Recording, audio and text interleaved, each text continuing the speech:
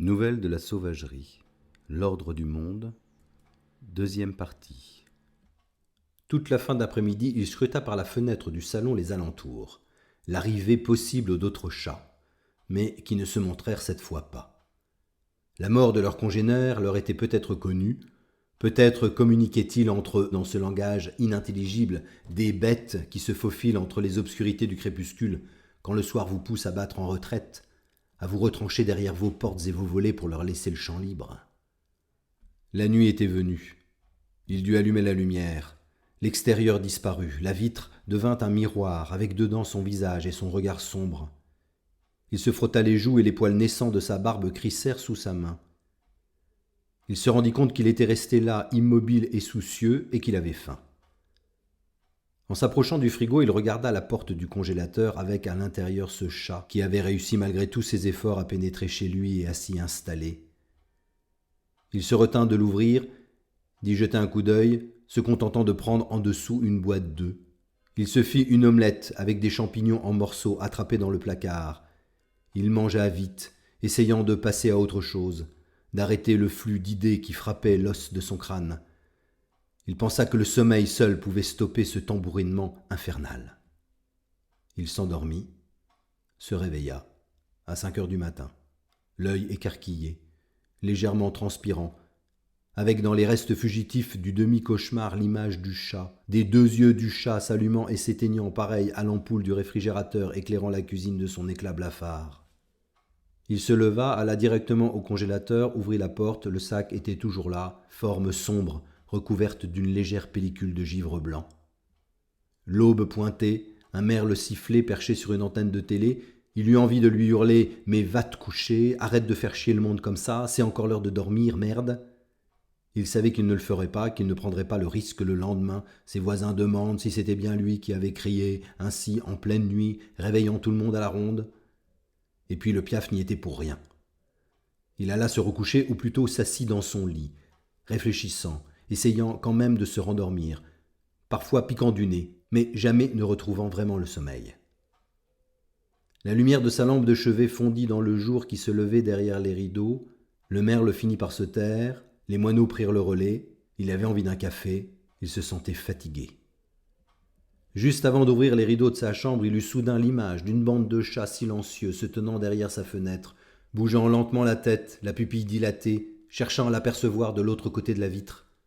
Il écarta un peu trop nerveusement les pans de tissu, il n'y avait rien. Il se surprit les mains tremblantes, la mâchoire serrée. Il se dirigea vers la cuisine, se fit couler un café qu'il se força à boire lentement pour se calmer, appuyé au chambranle de la porte, regardant de loin son réfrigérateur. Lorsqu'il rinça sa tasse pour la ranger, il avait pris sa décision. Il sortit le sac du congélateur et le posa sur la table de la cuisine. Il ne savait pas encore vraiment comment il allait s'y prendre, il supposait bien que cela ne pouvait pas s'improviser, il imaginait aisément les difficultés à venir pour obtenir le résultat voulu, mais la solution était claire. Il était temps de remettre les choses dans l'ordre, il allait empailler le chat, le poser sur le bahut du salon, bien en évidence, bien immobile, bien docile. Le cadavre mit un certain temps à décongeler. Au moment de sortir le corps du sac, il hésita tout de même.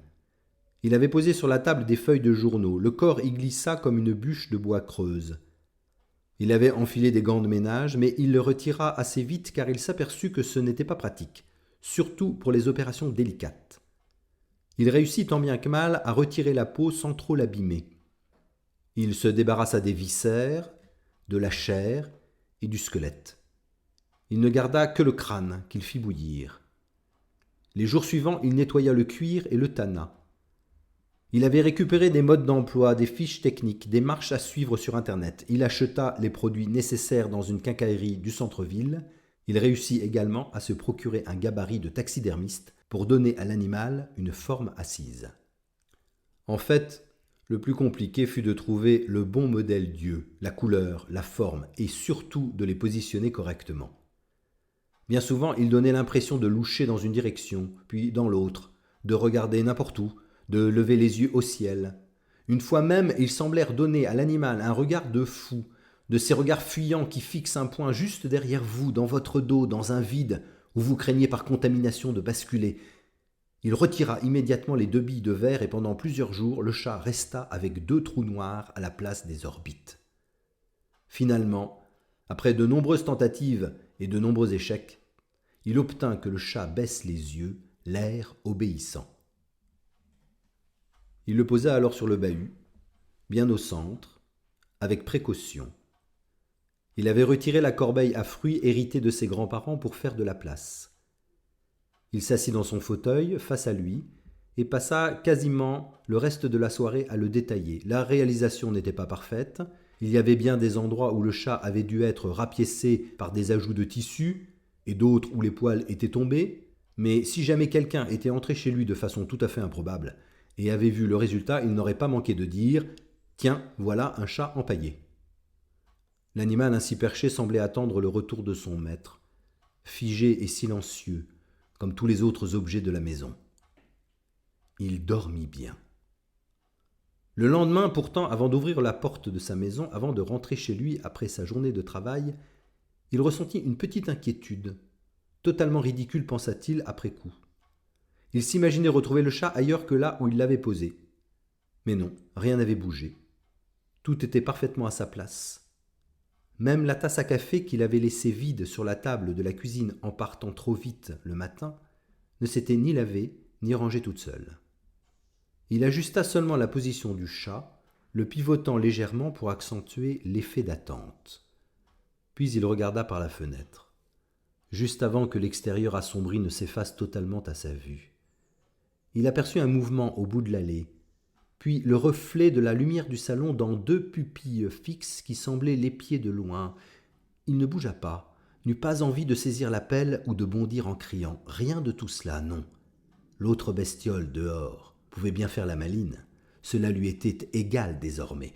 Il avait enfin, se disait-il, remis les choses à leur place.